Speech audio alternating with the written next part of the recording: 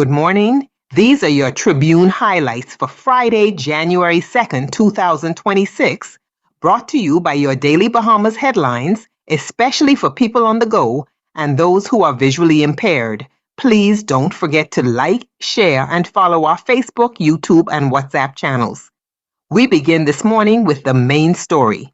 The Tribune leads with a clean sweep on Bay Street as one family secured a second consecutive New Year's Day Junkanoo victory, completing back-to-back wins after also taking top honors on Boxing Day.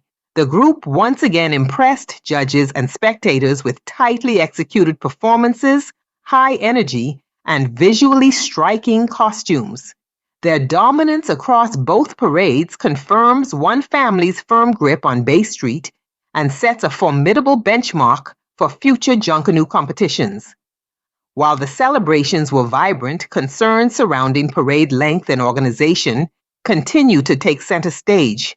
Minister of Youth, Sports, and Culture Mario Bowleg says the era of 12-hour Junkanoo parades must come to an end, stressing that excessively long parades and delays between groups show a lack of respect for spectators' time. He has called for greater collaboration among Junkanoo groups and organizers to deliver shorter, more efficient, and more enjoyable parades while preserving the cultural integrity of the festival. In public safety news, Police Commissioner Shanta Knowles says she is working to avoid distress to the public following a New Year's Day traffic collision involving a prison bus. The crash left a young man hospitalized and raised questions about the transport of inmates during peak traffic hours. The commissioner confirmed that coordination protocols are under review to reduce risks and prevent similar incidents going forward. From the courts, a judge has ruled that the nickname Fat Boy was capped insufficient grounds for a murder arrest, determining that police lacked reasonable suspicion to justify the detention. The ruling underscores the importance of clear identification and solid evidence in criminal investigations, and has prompted renewed discussion on constitutional protections and policing standards. Turning to business news, marina operators are expressing concern that the season is not shaping up well for this time of year. Traditionally, a peak period.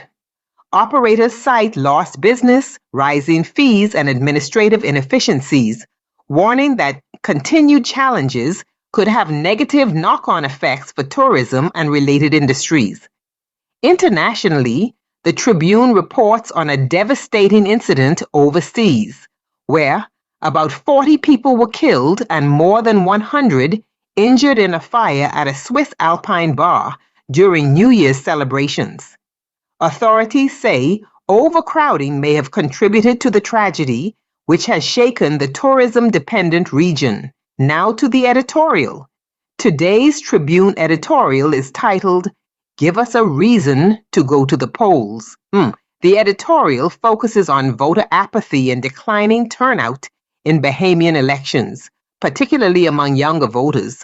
It challenges political parties and candidates to offer meaningful ideas, clear policies, and genuine leadership that inspire confidence and engagement.